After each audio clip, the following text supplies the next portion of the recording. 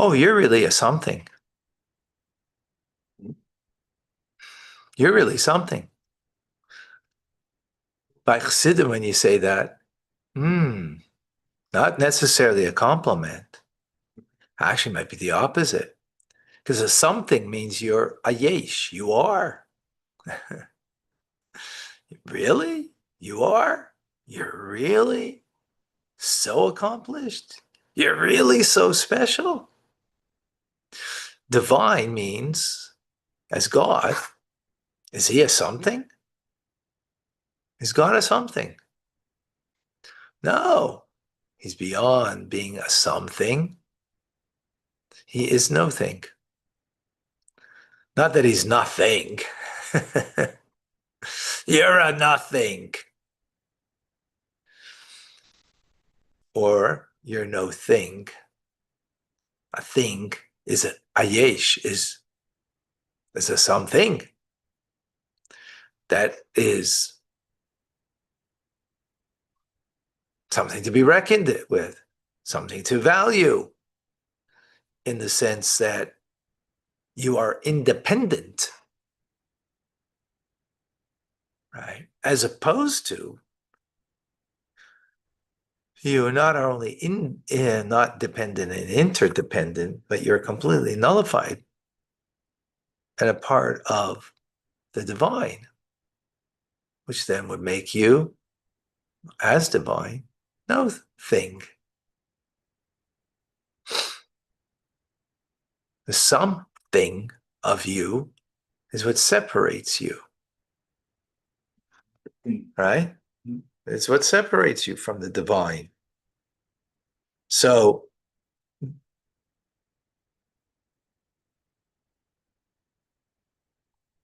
as you know, the guy goes out with a girl on a date, shidduch, and he's an extremely accomplished individual, truly, not bluffing.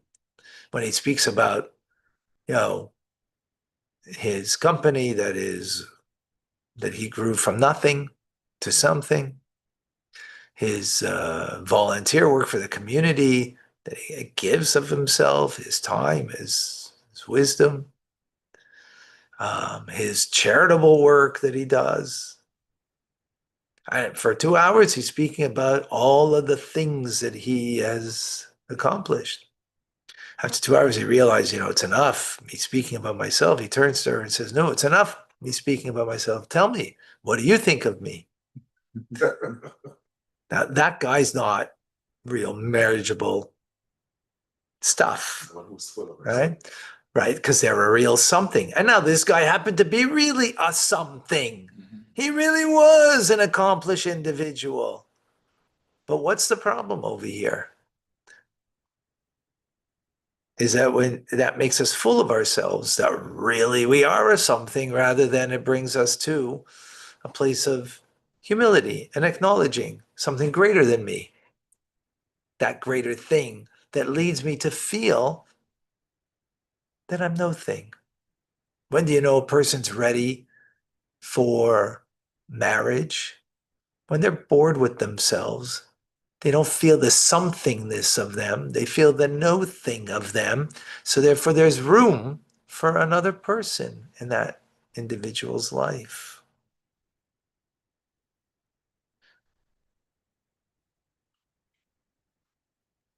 Yeah.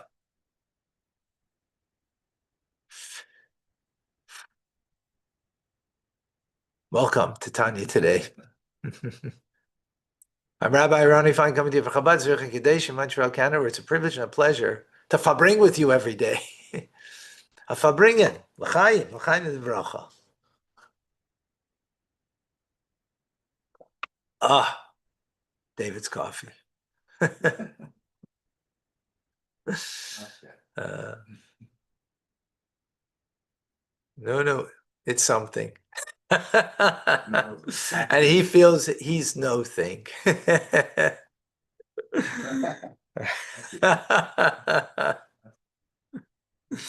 uh, we're in chapter 9 in Shayich Ve'emunah.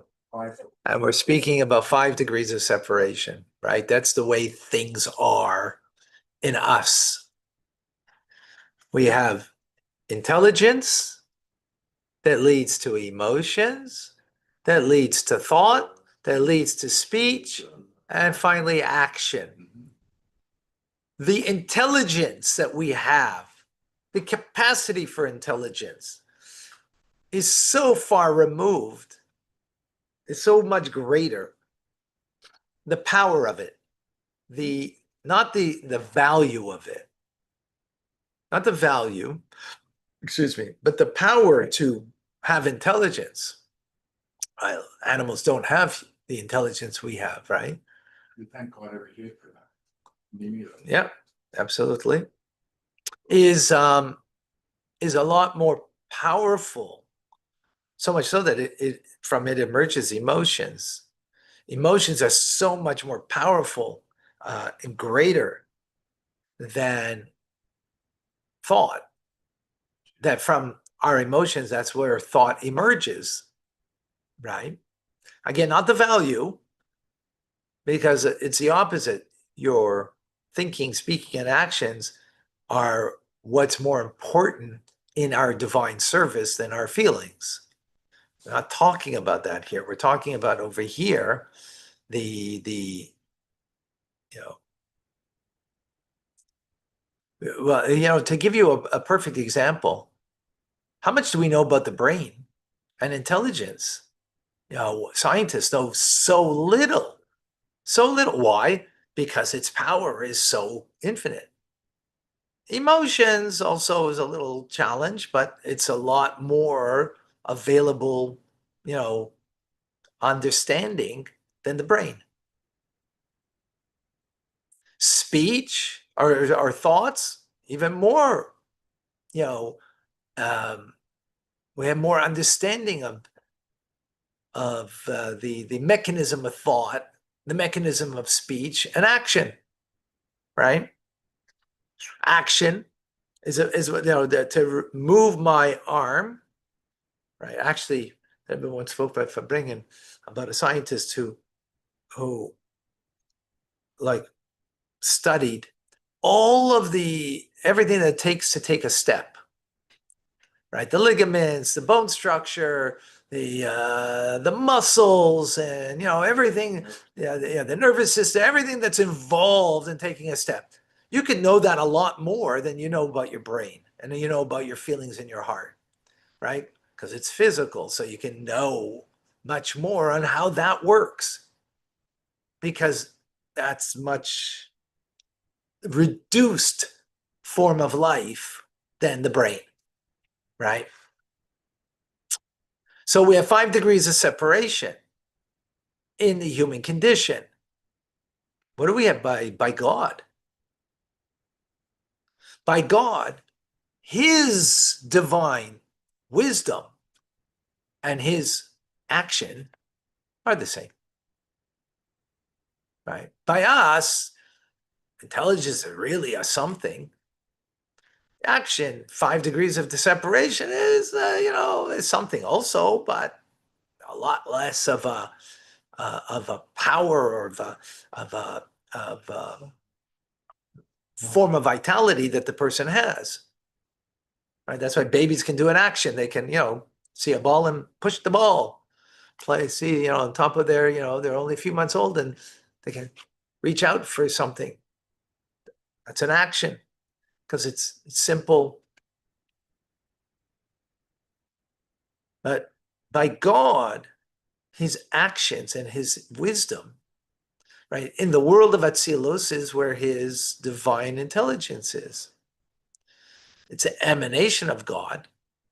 But in reference to God himself, action and wisdom are he's equally God's action.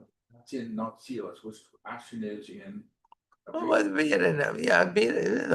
It's in Atzilus. I mean, yeah, it's a spiritual action. That was creation. Be it in Bria, be more in Bria, his actions, I guess, which is action and word are the same thing for God, right? Yeah.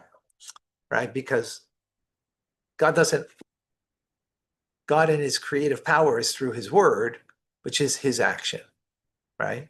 Like the king, right? What's his action, the king? King doesn't have to do a thing. He just commands with his word, right? Off with his head and, it's done, right? Whatever it is, your command. The point being over here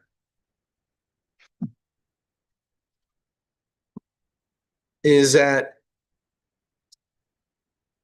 God and the creative power of God and the divine wisdom of God are both the same thing. He's equally removed from both. Because in the end, wisdom, is God bound by wisdom? No, it's something that emanates from him, right? But he's bound by wisdom? No, because that's a something. Wisdom is a something. God is no thing. He's beyond anything, even divine wisdom, even his wisdom, right? And this, I will say, his wisdom is just for us to understand. Hashem is like an attribute of Hashem. We try to understand, or we create to understand it better. Oh, so if that's the case, so then what are we using this metaphor in us? Right? From wisdom, from intelligence to emotions, emotions to thought to speech to action, right? What's the point of that metaphor? Because we want, God wants a relation, that we should have a relationship with him, and that we should know him, and the only thing that we can know is 5 degrees of separation, the way it is in us. We can't know that wisdom and action are equally beyond God. We don't understand that. So we need the metaphor of us so we can understand the distinction that there is, because by us, we're a something. God is beyond that something. And therefore, we just have this. So if we appreciate in us the distinction, so how much more infinitely is the distinction between, in reference to God, divine wisdom and his action, or, a stone, right? So there is a story with Hildeparcher would say that Hildeparcher, Chassidim of the Alter Rebbe, the Middler Rebbe, and Tzemach Tzedek, right? So he would say that I am, Isaac Homler is so much, so much smarter than me, like me and a cat. And he said, no, it's not like the distance between me and a cat, right? The distance between me and a cat, that's how much the distance between me and him. No. Me and a cat standing before him are equal. No difference. That's how much greater he is in intelligence, right? And we're talking about someone who is like, very lofty person. But I'm just using that as a metaphor to use to understand as the divine action of God that, brings about a stone, and divine wisdom before God himself, who's no thing, because divine action, a stone is a something, right? And divine wisdom is for sure something special. Before God, they're equal, because he's not bound, he's not defined, there's no boundaries to God himself. Therefore, but we call God wise. We call him kind. We call him compassionate. Those things emerge from him, but don't really define him. He's beyond that, right? They emanate from him, right?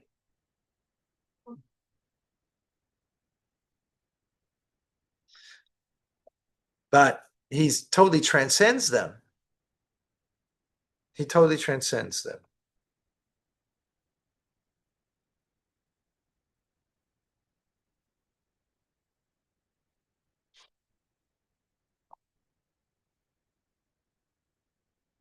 It's still in the middle of a thought. There's going to conclude tomorrow.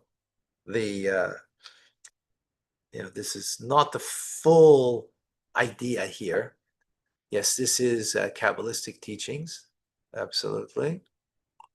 But we're Kabbalistic teachings that are to be understood intellectually, rationally, right? Now, so he says, interesting. God's wisdom. So removed is he from divine wisdom, right? Even though it emanates from him, but he is infinitely beyond him. So, for example, if I were to say, that idea, I didn't grasp it with my hands. What would you do? You'd laugh if I said it, right? Because you can grasp a rice cake in your hand, but you can't grasp wisdom. Even like, 2 + 2, I kind of get it, but I don't grasp it in my hands.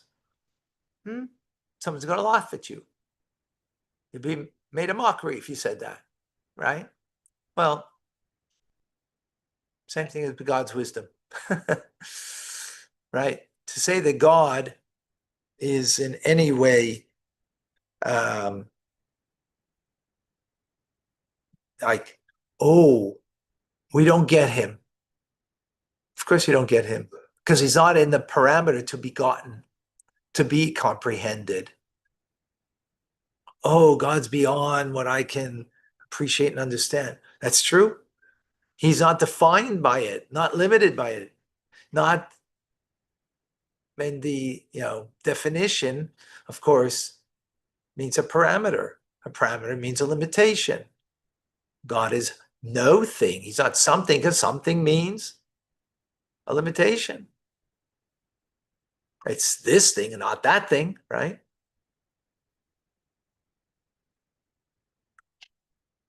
Not that God is nothing. He's no thing. The atheists wanted to make sure that his children were growing up proper atheists. So he used to put under the pillow of his child, a little child, put in a piece of paper, and he wrote on it, "God is nothing." Right, just to make sure that gets it, through and through. Let that even dream about it at night, and put it on. So excited at night. In the morning, the child comes, Father, I got a message from heaven. God is no thing. He took a gun and shot himself.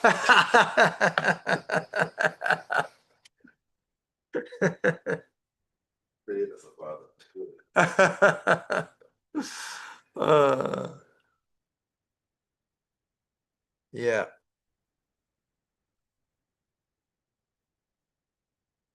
So therefore, the intellectual comprehension in relation to God is considered as actual physical action, because he's equally beyond. So who God is versus what he does, right? Who God is, beyond. We can't comprehend, right? Even to say we can't comprehend is a joke, because that would suggest that he's within the realm of comprehension, right? Yeah. I couldn't get him in my hands. That God. Yeah.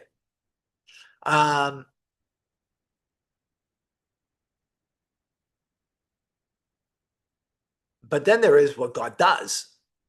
You know what he does? He does wisdom. He made them all with wisdom. He does wisdom. Wisdom and doing are the same thing for him. Self-defense, because I'm sure obviously there are things that he does that we aren't aware of. For sure. Yeah, of course. Well, we're constantly, science is constantly finding out what God is doing in the universe, right? And that's on the physical plane. We're learning it on the spiritual plane.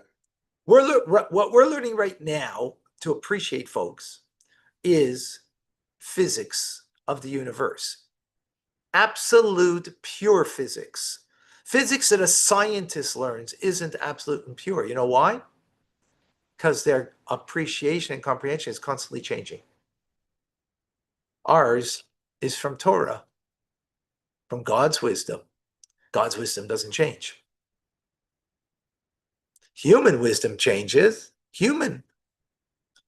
Right? That's why we discover things because there's something more, right? So here, I mean, the truth is, Tanya is a new divine elucidation that wasn't clearly elucidated till it was brought in Tanya, right? Was it there before? Totally was there in the Torah. See how Rebbe puts it together in a way that, is a greater clarity. So when we call God wise, as the Torah does, it means he's the source of wisdom, right? That it issues from him, it emanates from him. In the supernal wisdom in the world of Atzilus, likewise merciful and kind, the source of it. All of the emotional attributes, that they flow from him. Now, why would God do this?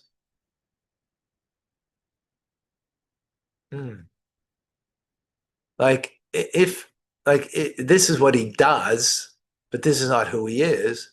Why does he do it this way?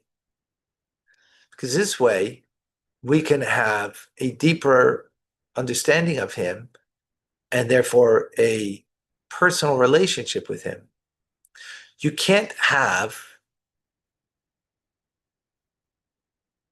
I wouldn't be able to have a personal relationship with you if I didn't know anything about you. Could I have a relationship? Yeah, but it wouldn't be personal. It wouldn't be truly meaningful and integrated a part of me, a relationship with you. Because, okay, I know that you want this.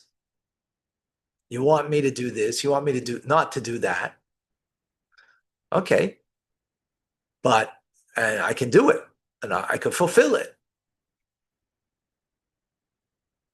And I know that doing that will make you happy and could be rewarding for me. But I mean, in what way will it be rewarding? Just that I did what you wanted. But if I know you, right, and understand you, then I can have from there, what can I have? A real feeling towards you. And it'll be a much deeper, more intimate relationship as a result, right? Because I know you, therefore I can feel something towards you, right? If I don't know you at all, so yeah, I could, and I know that this is what you want, so I could do those things, but there's not going to be a internalized connection. So God, from him emerges wisdom. He's the source of wisdom. He is the source of the compassion and kindness, divine kindness, right? He's beyond that, right? And why is that? Because he's no thing. He's beyond it, right? Why is it there? It exists at all? Oh, so because I know what it means. Intelligence. I know what it means, emotions, because I have that inside of me. So by knowing that within me, I can relate better to you because, oh, divine wisdom. Yeah, we're learning about that. Divine kindness. Oh, it's even that's beyond, which we'll get into tomorrow some more.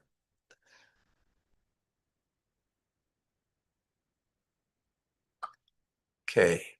Yeah, Jonah says his question was answered. Okay.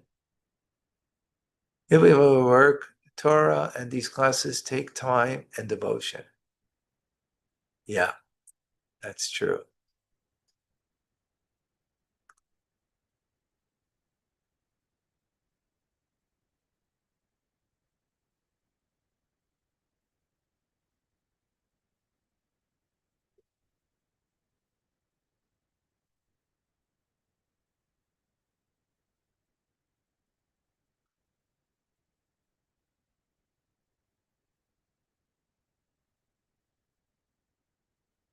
Why isn't there a single portrait of Moses?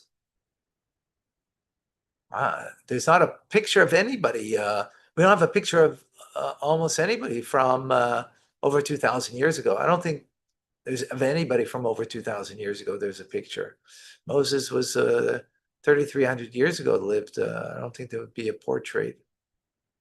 Um, you know, and don't forget, he also died in the desert. Didn't make it into the land.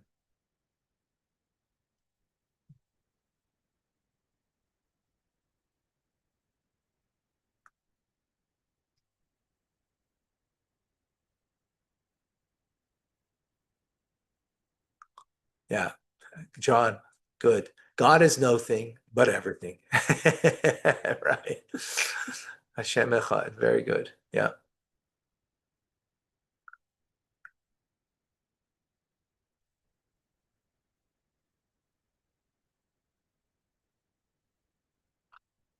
Yes. So Jeff, correct.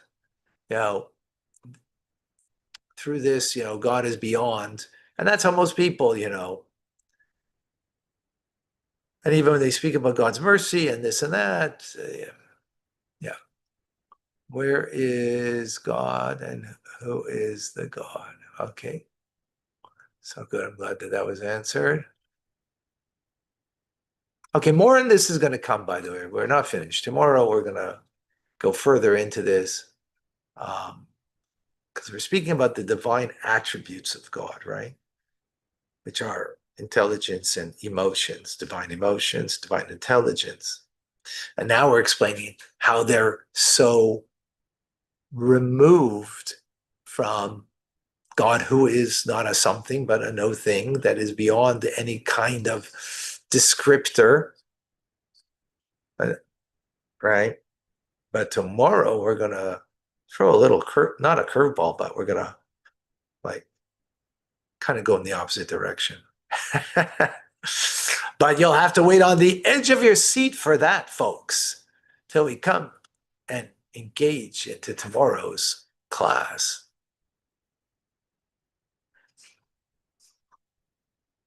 Ooh, Aid Man.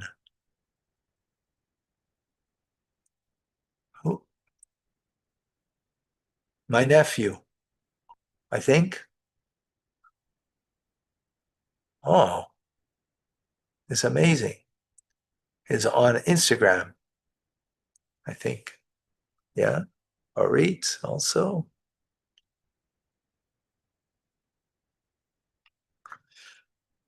All right, folks. I'm Rabbi Ronnie Fine, coming to you Chabad Zurich and Kadesh Montreal, Canada. It's a privilege and a pleasure to share with you, Tanya. Have an amazing, wonderful day. And